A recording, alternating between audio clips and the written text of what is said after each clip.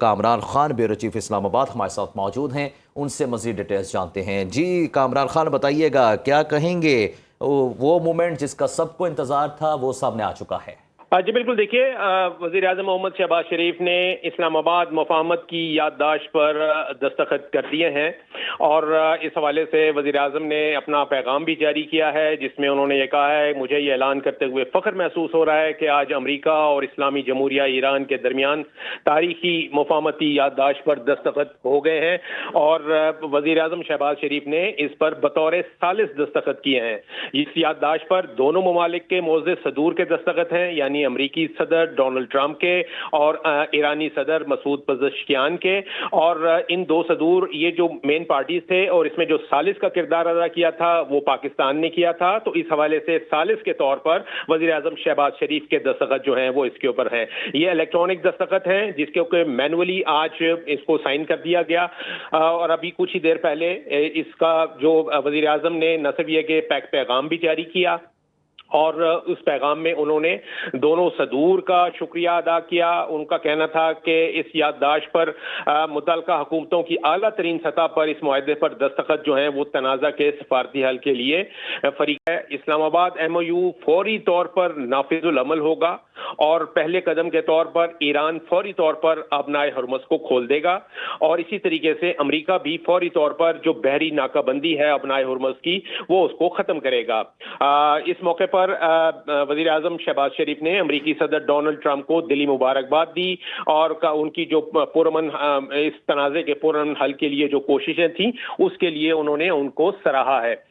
میں بتاتا چلوں کہ انہوں نے کہا کہ امریکی مذاکراتی ٹیم کی یہ لگن اور انتھک کوششیں تھیں جو کہ قابل ستائش ہیں۔ انہوں نے خاص طور پر نام لے کر جے ڈی وینس، امریکی نائب صدر اسٹیو وٹکاف اور جیرڈ کوشنر کا نام لے کر شکریہ ادا کیا کہ انہوں نے اس میں کلیدی کردار ادا کیا ہے، اور انہوں نے اسی طریقے سے ایران کے جو سپریم لیڈر ہیں آیت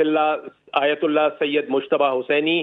اور صدر مسعود پزشکیان، ان کو بھی امن کے مقصد کو اپنانے میں ان کی دور اندیشی، ان کی حکمت اور ان کی مدبرانہ صلاحیتوں کا اعتراف کیا ہے، اور انہوں نے اس کی پذیرائی کی ہے۔ اسی حوالے سے انہوں نے ایران کے جو اسپیکر ہیں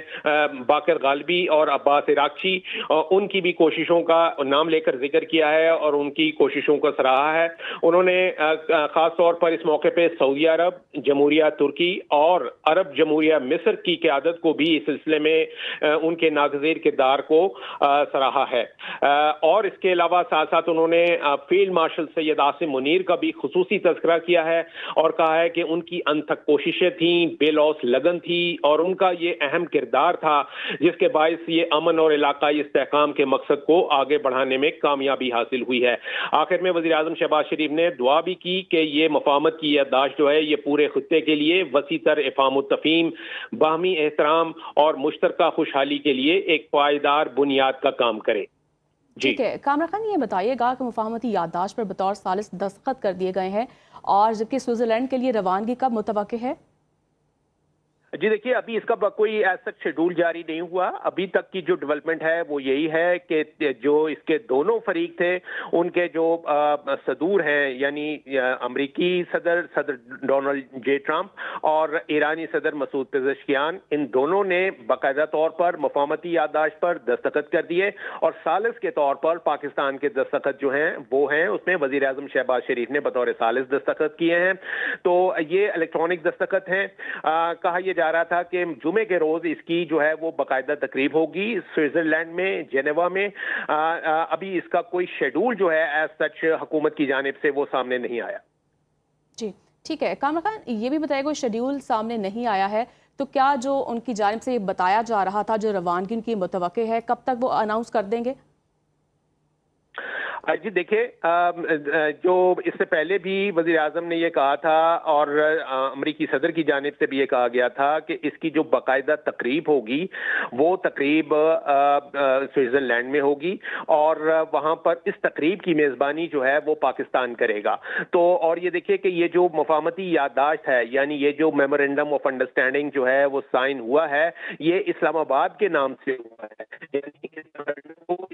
मफाहमती याददाश्त को भी इस्लामाबाद मफाहमती याददाश्त के तौर पर जो है वो रिकॉर्ड पर लाया गया है। और इसी तरीके से अगरचे ये तकरीब इसकी जो है वो जेनेवा में होनी थी, तो वो उस तकरीब की मेज़बानी जो है वो भी पाकिस्तान ने ही करनी थी। तो अभी तक ये सबसे बड़ी डेवलपमेंट तो ये है कि इस मफाहमती याददाश्त पर दस्तखत हो चुके हैं, और अब इसकी अगर बाकायदा तकरीब होती है तो उसके लिए जो पहले से अनाउंस शेड्यूल है वो यही है कि जेनेवा में ये तकरीब जुमे के रोज होगी। ठीक है, कामरान खान ये भी बताइएगा कि यकीनन एक जो अहम मरकज़ी किरदार था वो पाकिस्तान की जानिब से हमने देखा अदा किया गया है, और सफारती सतह पर पाकिस्तान ने बहुत बड़ी कामयाबी हासिल की है, और इन मुफाहमती याददाश्त के बाद ठीक है, बहुत शुक्रिया आपका कामरान खान हमारे साथ मौजूद है, हमें तफसीलें आगाह कर रहे थे।